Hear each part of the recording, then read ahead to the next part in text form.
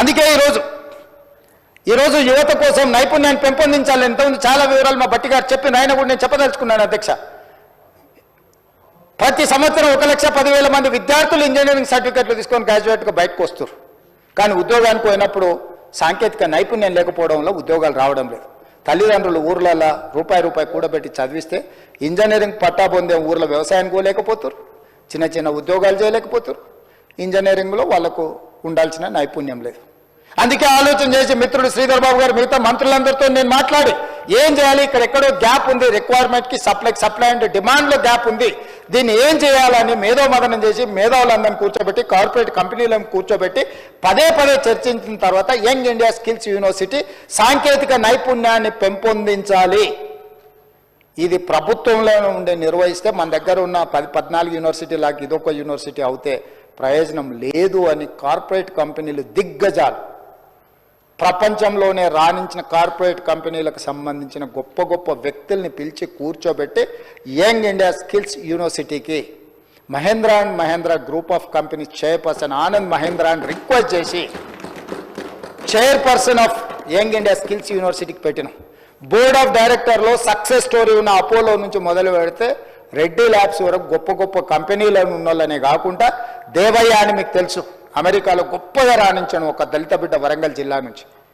అతను ఆ బోర్డులో కొన్ని వేల కోట్ల రూపాయల డాలర్లు ఆస్తులు సంపాదించిన డాక్టర్ దేవయ్యను కూడా బోర్డులో పెట్టినాం అధ్యక్ష. ఎందుకంటే అతను ఇక్కడ నుంచి అమెరికాకి వెళ్ళి అమెరికా దేశాన్ని శాసించేంత ఎత్తుకు ఎదిగాడు.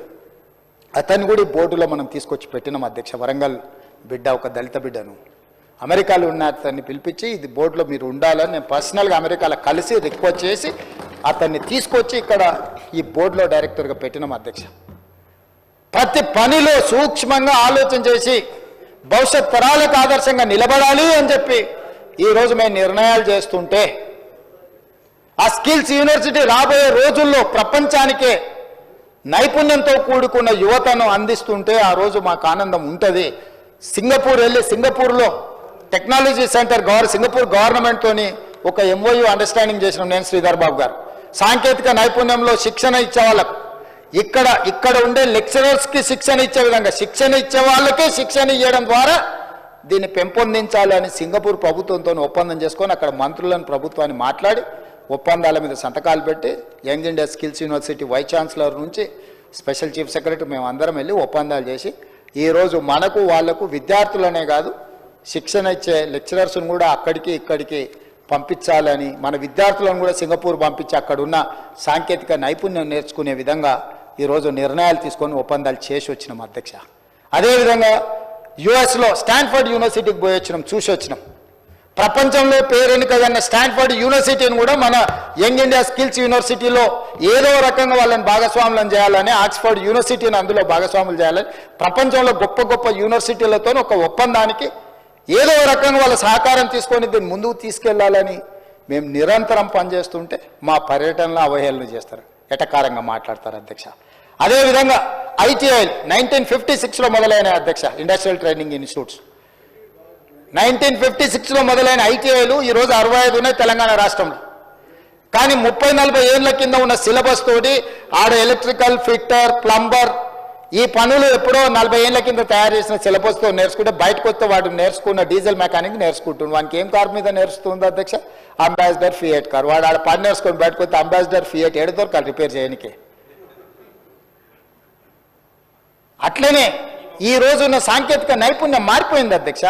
అందుకే టాటా ఇన్స్టిట్యూట్తో టాటా కంపెనీతో మాట్లాడి 100 ATCలు ఈ ITIలను సాంకేతికంగా రోబోతో సహా ప్రతి సాంకేతికంగా ఈరోజు ప్రపంచంలో ఎంత అభివృద్ధి చెందిందో వాటిని అప్ టు డేట్ టెక్నాలజీని ఇక్కడ పెట్టడానికి టాటా కంపెనీతో ఒప్పందం చేసి ఈ 65 ITIలతో పాటు అదనంగా ఇంకొక 100 ATCలు అడ్వాన్స్ టెక్నాలజీ సెంటర్ ఒక్కొక్క దానికి దాదాపుగా ఒక్కొక్క ఇన్స్టిట్యూట్కి ఇప్పటికి 2,400 కోట్ల రూపాయలు అందులో ఖర్చు పెడితే 300 కోట్లు మనం ఇస్తే 2,100 కోట్లు వాళ్ళు ఇస్తున్నారు అధ్యక్ష దీన్ని అప్గ్రేడ్ చేయడానికి.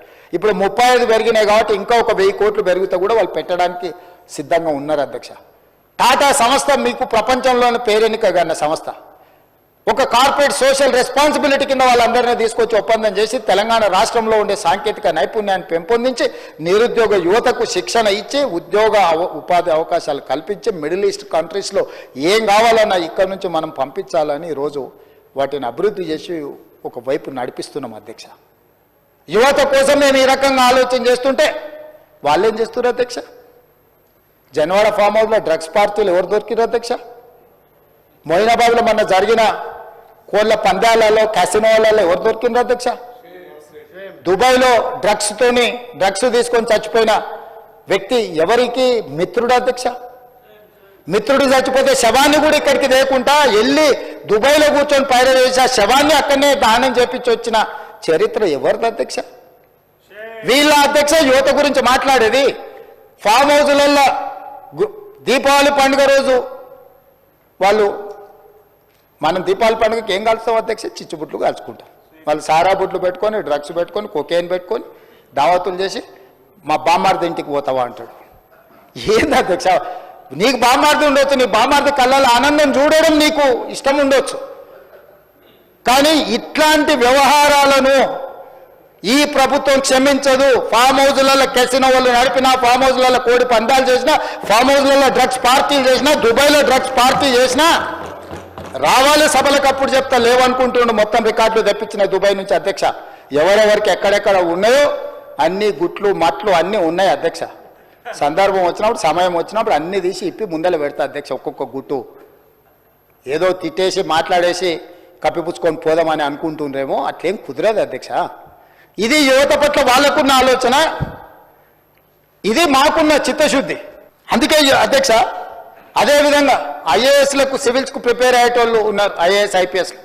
ఆ పిల్లలు ఢిల్లీకి వెళ్ళి కోచింగ్ సెంటర్లలో చదువుకుంటే పేదోళ్ళ పిల్లలు, ముఖ్యంగా లంబాడ పిల్లలు, ఆదివాసీ పిల్లలు కూడా ఉన్నారు. రూపాయి కూడా తల్లిదండ్రులు ఇవ్వలేని పరిస్థితి.